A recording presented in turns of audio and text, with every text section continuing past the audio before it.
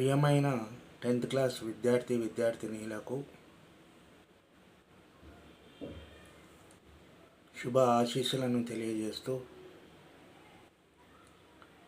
రేపు శనివారం నుంచి పరీక్షలు ప్రారంభమవుతున్నాయి. అదేవిధంగా మనం పరీక్షకు వెళ్ళేటప్పుడు ఎలాంటి మనసులో అలజడి లేకుండా, అదేవిధంగా టెన్షన్స్ పడకుండా మనం ముందుగా ఒక 15 నిమిషాల ముందు సెంటర్కి వెళ్ళాలి. ఆ విధంగా సెంటర్కి వెళ్ళినట్లయితే మనకు ఏ విధమైనటువంటి ఇబ్బంది ఉండదు, అంటే టెన్షన్స్ ఉండవు. తొందరగా వెళ్తే మనకి ఇబ్బంది కూడా ఉండదు. అదేవిధంగా పరీక్ష హాల్లోకి వెళ్ళిన తర్వాత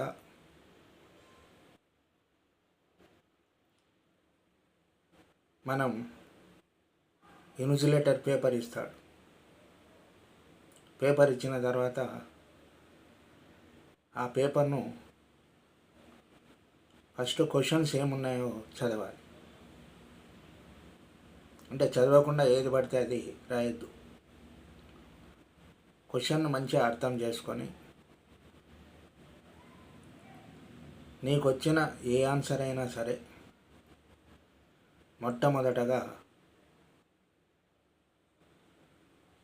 క్షుణ్ణంగా వచ్చినటువంటి జవాబు ఏదైతే ఉంటుందో దాన్ని గుండ్రంగా రాయాలి. అంటే ఎలాంటి కొట్టివేతలు అస్సలే ఉండవద్దు. అలా రాస్తే మంచి మార్కులు వచ్చే అవకాశాలు ఉంటాయి. అంతేగాని మొట్టమొదలే కొట్టివేతలు కొట్టేసుకుంటూ రాస్తే మరి పేపర్ దిద్దే వాళ్ళకు అంత మంచిగా అనిపించదు. నీకు వచ్చిన ఏ ఆన్సర్ అయినా సరే ఫస్ట్గా మంచిగా రాయాలి. అదేవిధంగా బిట్ నెంబర్ కరెక్ట్ రాయాలి.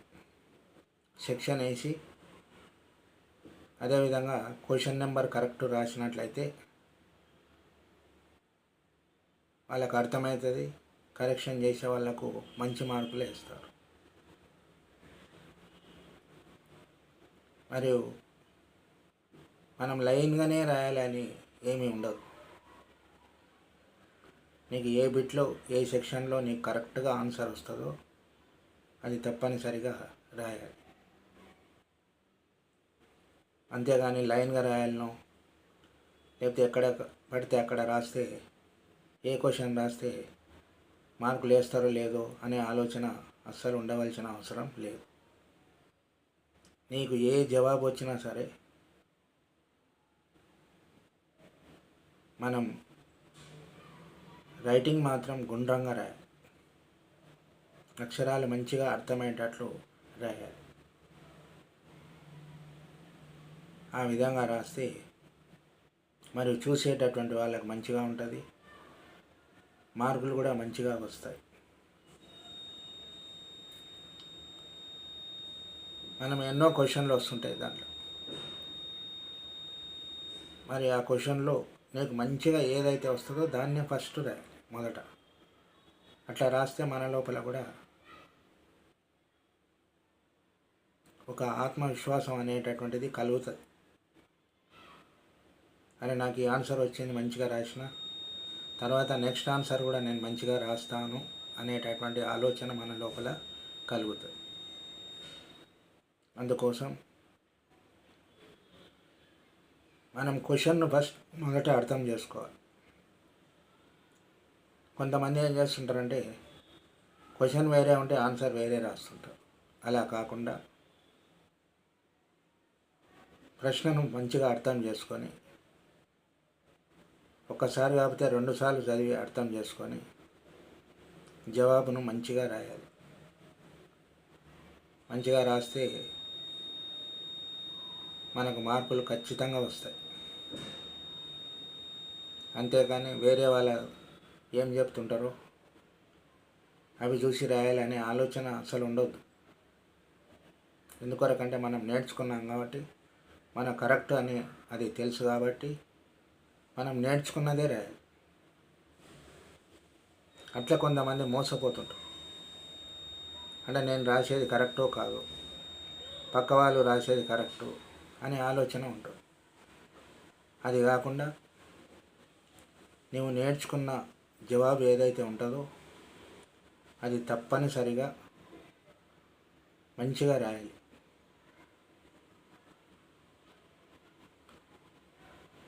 మన క్వశ్చన్ ఎప్పుడైతే అర్థమవుతుందో మనకు అనుకోకుండా జవాబు కూడా వచ్చేస్తుంది. అంతేగాని మనం క్వశ్చన్నే అర్థం చేసుకోకపోతే జవాబు రాయలేం. అదేవిధంగా మొట్టమొదట ప్యాసేజెస్ ఇస్తుంటారు, అంటే దాన్ని చదవాలి. తెలుగు అయితే తెలుగు కానీ, హిందీ కానీ, ఇంగ్లీష్ కానీ ఆ ప్యాసేజ్ను క్షుణ్ణంగా మంచిగా అర్థం చేసుకొని చదవాలి. ఆ విధంగా అర్థం చేసుకొని చదివినట్లయితే కింద ప్రశ్నలు ఉంటాయి. ఆ యొక్క ప్రశ్నలు మనకు అర్థమైపోతాయి. ఎందుకంటే ప్యాసేజ్ చదివితే ప్రశ్నలు ఈజీగా అర్థమవుతాయి. చిన్న ప్రశ్నలు కాబట్టి మరి వాటిని సులభంగా రాయొచ్చు. కానీ కొందరు దాంట్లో కూడా తప్పులు రాసేటటువంటి అవకాశాలు ఉంటాయి. కాబట్టి ఆ యొక్క ప్యాసేజ్ ఏవైతే ఉంటుందో దాన్ని మంచిగా చదవాలి.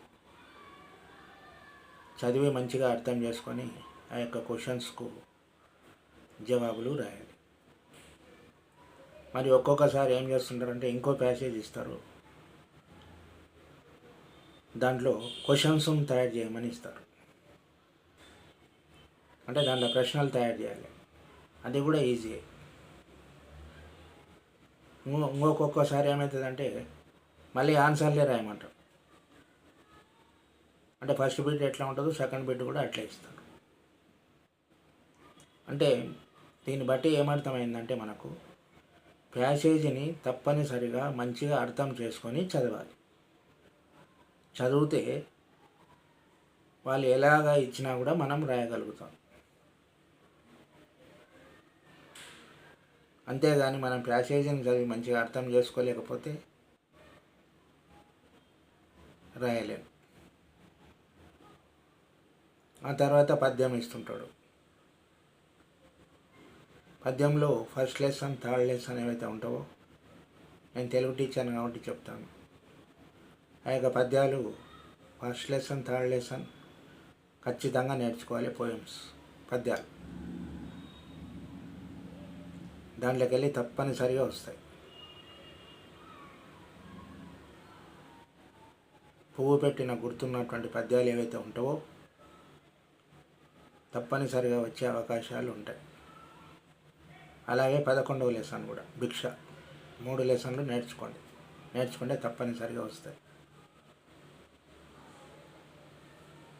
ఒకవేళ వేరే లెసన్లకి వెళ్ళి వచ్చినా ఇవి చాయిస్లో మనకు కలిసి వస్తాయి. అట్లా క్వశ్చన్ ఆన్సర్స్ ఏవైతే ఉంటావో అవి తప్పనిసరిగా ఫస్ట్ లెసన్ నుంచి మొదలుకొని 8th లెసన్, 9th లెసన్ వరకు నేర్చుకున్నా సరే అవి చాయిస్లో వెళ్తాయి. కానీ మేము ఇంపార్టెంట్ టిక్ చేయించాం కాబట్టి అన్ని లెసన్లు అవి నేర్చుకుంటే తప్పనిసరిగా మంచి స్కోర్ వస్తుంది. అదేవిధంగా బిట్స్ కూడా పర్యాయ పదాలు, నానార్థాలు, సందులు, సమాసాలు ఇవి క్షుణ్ణంగా మీకు చెప్పాం. అవి కూడా తప్పనిసరిగా బిట్స్ రాయాలి. బిట్ పేపర్లో అలంకారాలు కానీ ఇటువంటివి. ఆ విధంగా రాయడం వలన మంచి స్కోర్ వచ్చే అవకాశాలు ఉంటాయి. కానీ మొట్టమొదట మనం సెంటర్కి వెళ్ళేటప్పుడు మాత్రం ముందు వెళ్ళాలి. అలా వెళ్ళకుండానే మన లోపల భయం వచ్చేస్తుంది. ఆ భయం వచ్చేసి వచ్చిన ఆన్సర్లు కూడా మర్చిపోతాం. అందుకోసం భయం అనేటటువంటిది విద్యార్థికి అస్సలు ఉండవద్దు. భయం ఉంటేనే మనం దేన్ని సాధించలేం. అందుకోసం భయాన్ని తీసేసేయాలి. ఎందుకోసం అంటే మనం సంవత్సరం నుంచి ఎంతో కష్టపడి చదివాం. సార్లు టీచర్లు ఎంతో కష్టపడి మీకు చదువు నేర్పించారు. ఇక్కడ పరీక్షలు రాశారు. ఇక్కడికన్నా అక్కడ కష్టం అంటూ ఏమీ ఉండదు. ఇక్కడ ఏ విధంగా రాశారో అక్కడ కూడా అంతే సులభం ఉంటుంది. అంతేగాని మీరు ఏదో భయపడుతూ వెళ్తే మనం దేన్ని సాధించలేం, రాయలేం. అందుకొరకు భయాన్ని పక్కకు తోసేయండి. మంచిగా రాయడానికి ధైర్యం తెచ్చుకోవాలి. మంచిగా క్షుణ్ణంగా చదివి ప్రశ్నలను అర్థం చేసుకొని జవాబులు రాయాలి. ఆ విధంగా రాస్తే మిమ్మల్ని మించినటువంటి వాళ్ళు ఎవరూ లేరు. అందుకోసం మరి మీ అందరికి కూడా శుభ ఆశీస్సులు. Best of luck. మీరు సాధిస్తారు. అందుకోసం మీ అందరికి కూడా మరి మా యొక్క ఆశీస్సులను, ఆ భగవంతుని యొక్క ఆశీస్సులు కూడా మీకు ఉండాలని కోరుకుంటున్నాను.